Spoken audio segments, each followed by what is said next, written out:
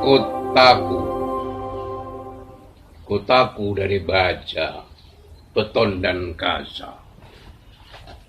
Taman-taman sintetis ditanami pohon dan bunga elastis.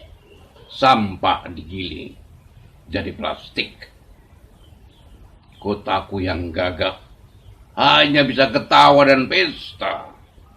Karena si miskin, si jombo dan residivis telah dilempar ke pulau rawa-rawa.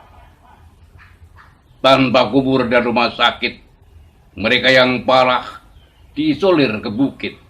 Di sini hanya sediakan salon psikiatri. Kotaku necis, sehat sempurna, disinari matahari tropika dan labu merkuri di malam harinya. Berbetik berita di koran dan TV, orang-orang usiran berenang ke pantai metropolit. Kotaku menutup pintu dan jendela, merantai gerbang masjid dan gereja, meliburkan sekolah, kantor dan universitas, memadamkan reklame dan lampu lalu lintas, mendengarkan sendiri degup jantungnya. Ini lebih dahsyat dari perang dunia. Bayangkan parade jebel di aspal kota yang tertib, aman, cantik dan susila. Tak bisa dibiarkan, kata penguasa kota. Stop mereka! Di panas siang membara, burung-burung aluminium mengintai dari udara. Tangan para pengemis disodori boncong senjata. Kotaku dari baja, beton dan kaca, alangkah ramahnya.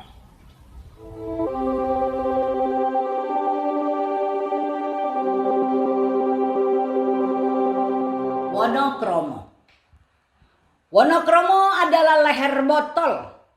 Ketembolok Surabaya melahap dan muntahkan apa dan siapa saja. Tak peduli basa-basimu, sumpah serapamu, protes atau acungan jempol. Bahkan sindiran atas jalan layang. Cuma sejengkal dasi kontraktor dan birokrat. Leher makin terjerat, simpul ketat di kerah putih tegang. Nafas berat lewat pori-pori yang meregang. Wonokromo adalah hinterland, distrik udik. Dulu, tram uap dan tram listrik berhenti di halte. Seberang sungai, kebun binatang, Darmo Boulevard, Kelap Kerlip, Kota Raya. Seberang sungai, di sini kancah buangan dan mimpi orang tersingkir. Pencopet, pelacur, begundal, buronan mengendap di kampung-kampung yang tumbuh sendiri atau sembunyi di hutan lalang timur stasiun kereta api. Gerbong-gerbong pengusung pendatang atau calon gelandangan. Ulang-alik pesisir pedalaman siang malam. Kalau ke Wonokromo, jangan lupa belikan jajan pasar atau ayam goreng di warung Karen. Kedai sisa jilatan api dan penggalan trotoar. Sampaikan salam penjaga karcis. Di gedung dulu ludruk, kini bioskop. Wonokromo menampung dan menanggung mereka bersama air bah coklat, rasa gatal ulat. Seperti emak susuan tak pernah nyapi. Sampai busung cacingan ular atau naga siap meledak kuman-kumannya. Wonokromo adalah monumen pasar terbakar.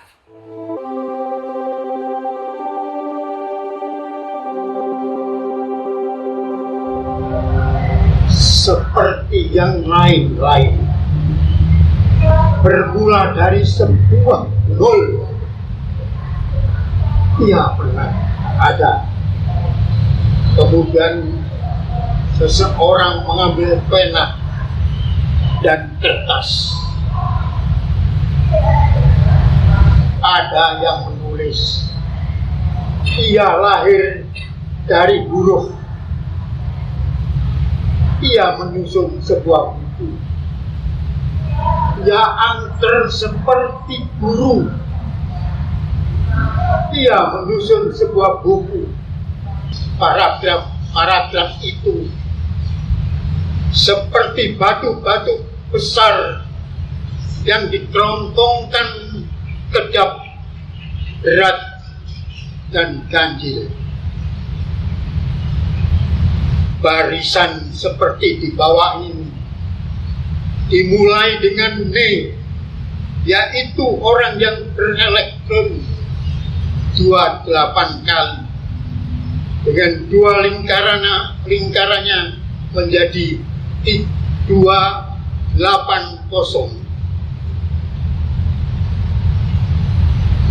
Di manakah Tan Malaka? Tan Malaka dari mana ia datang? Tan Malaka dari mana ia datang? Kita tak tahu dari mana dia datang. Mungkin dia tak pernah datang. Ia berdiri mengatakan ia sampai di Jakarta 1 Juli 1942. Ia bertolak dari Betul-Betul. Menurut cerita, selama 4 hari ia berada di atas kapal 4 ton yang tua dan bocor.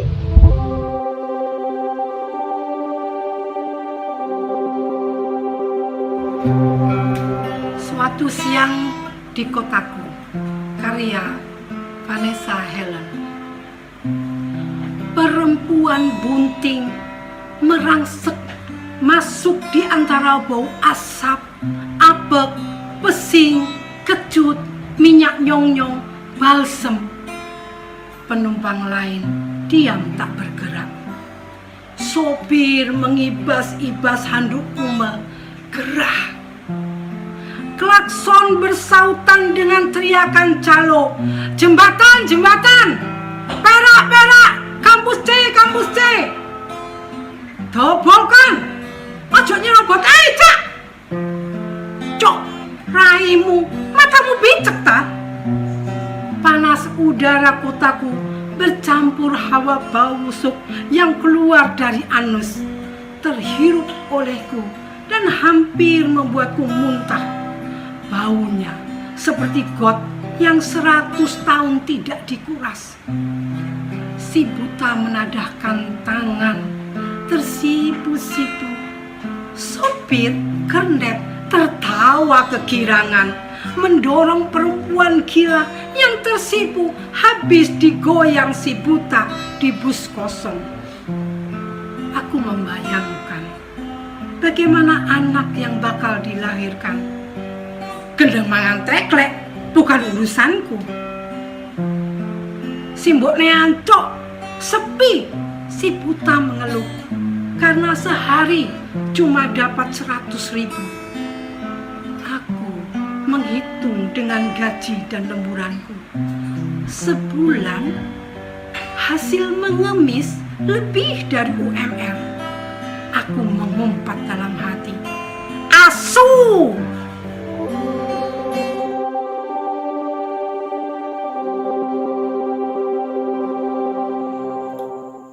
Surabaya, kilometer 0.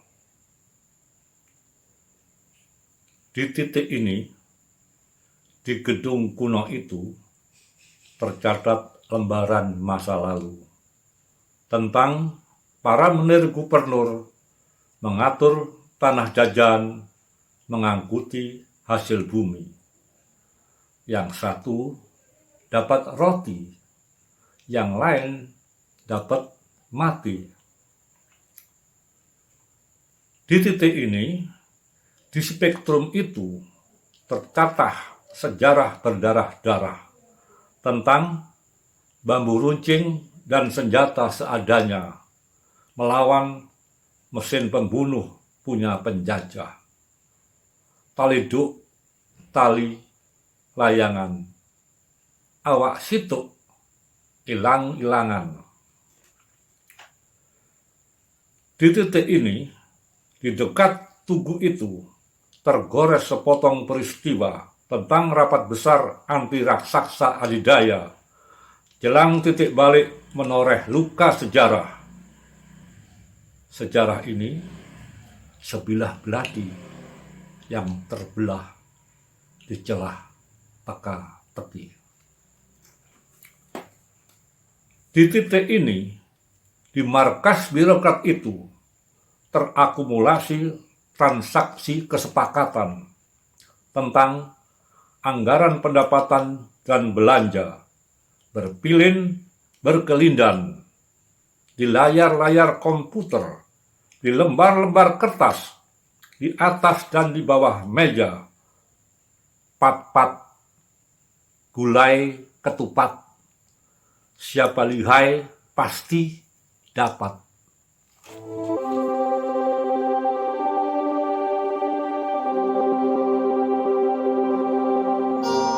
Dia yang ada di pertengahan kota,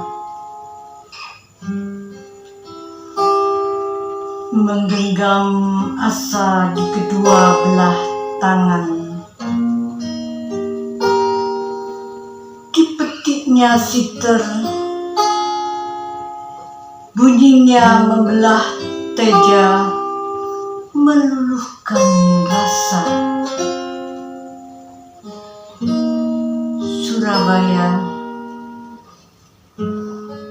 diakrabi sungai mengalir di bawah kubunya. Tak ada sapa, tak ada tanya di benaknya. Dia yang ada bersama siternya, menelan ludah di bibir kering pucat.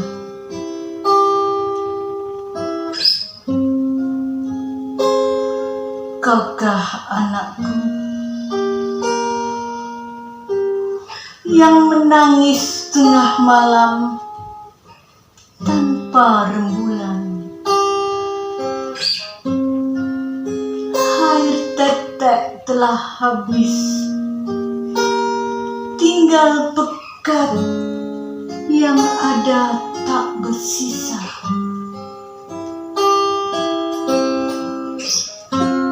Manisku, kan ibu belai saja kau dengan dongeng-dongeng lama yang belum juga habis, sebagai penahan lapar dan haus. Manisku, cepat tidur, kan ku selimut diliputi dengan kain panjang usang. Rembulan tak pernah datang pada malam kita yang kelam.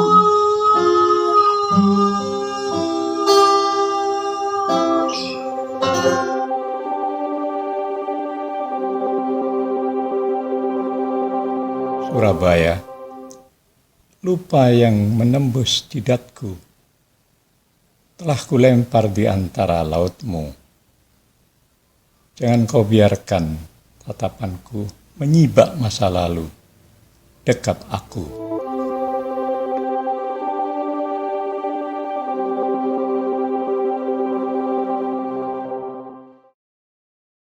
Jalan Melewis.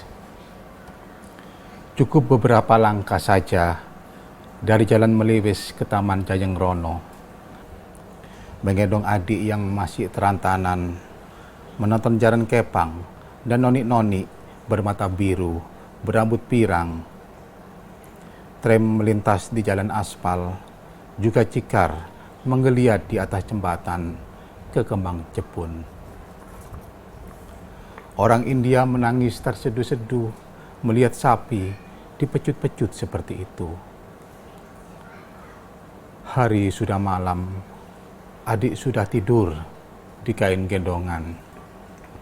Di rumah, emak masih repot di dapur, menunggu sinom dan beras kencur. Dijual keesokan hari ke Kampung Ampel. Berdandanlah yang rapi, Nduk. Nanti besok datang mengunjungimu. Jangan mau diajak ke Bugis, kata emak. Taman Jayengrono sudah gelap. Hanya nampak seorang pecinan mendorong rombong pangsit minyak.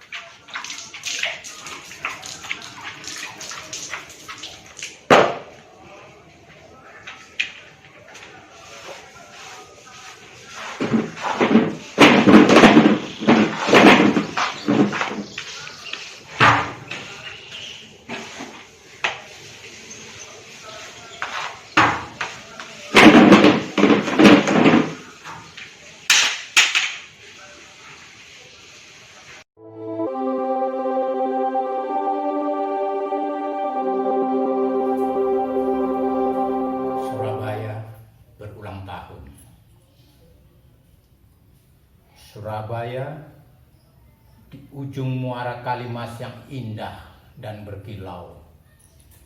Dengan Tanjung Perak yang ramai berlalu lalang kapal besar dari mancanegara dan kapal-kapal layar seantero Nusantara. Itu dulu. Surabaya dengan pekik merdeka dan bambu runcing menjadikan kota pahlawan, kebanggaan arek-arek Surabaya. Itu pun dulu. Surabaya berhibur parikan-parikan jula-juli, remong dan ludruk, serta kerlap-kerlip lampu malam di Kremil, Jarak, dan Doli. Itu tak ada lagi. Surabaya, katanya kota Indramayu, industri, perdagangan, maritim, dan pendidikan. Dengan gedung-gedung mencakar langit serta taman-taman kota. Itu pun tak lagi jelas karena banyak kota lain lebih dan lebih dari kota ini. Lantas, Surabaya kini seperti apa? Coba saja tanyakan pada para pejabat kota, wakil-wakil rakyatnya, atau para pengamat intelektual itu. Barangkali mereka punya jawabnya. Dan aku akan menyimaknya untuk dongeng anak cucuku kelak.